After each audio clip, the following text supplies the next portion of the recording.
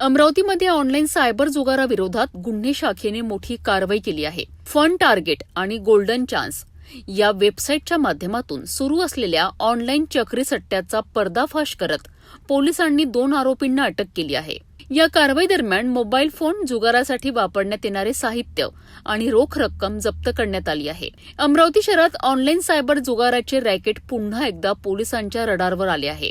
गुप्त माहितीच्या आधारे गुन्हे शाखेच्या पथकाने यशोदानगर येथील एका ठिकाणी छापा टाकत ऑनलाईन चक्री सट्ट्याचा पर्दाफाश केला आहे. पोलिसांच्या माहितीनुसार फन टार्गेट आणि गोल्डन चान्स या वेबसाईटच्या माध्यमातून पैशांची बेटिंग लावून ऑनलाईन जुगार चालवला जात होता. छाप्यामध्ये 2 युवक ऑनलाईन जुगार खेळताना आढळून आलेत.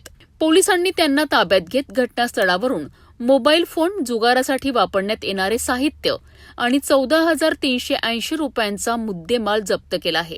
अटक करण्यात आलेल्या आरोपींची ओळख सूरज उर्फ भूषण बाबन ढोके वय 19 वर्ष आणि 21 वर्षीय निलेश किशन थोरात अशी आहे. दोन्ही आरोपींविरुद्ध फ्रेजरपुरा पोलीस ठाण्यात महाराष्ट्र जुगार प्रतिबंध अधिनियमाच्या कलम 4 आणि 5 अंतर्गत गुन्हा दाखल करण्यात आला असून पुढील तपास सुरू आहे.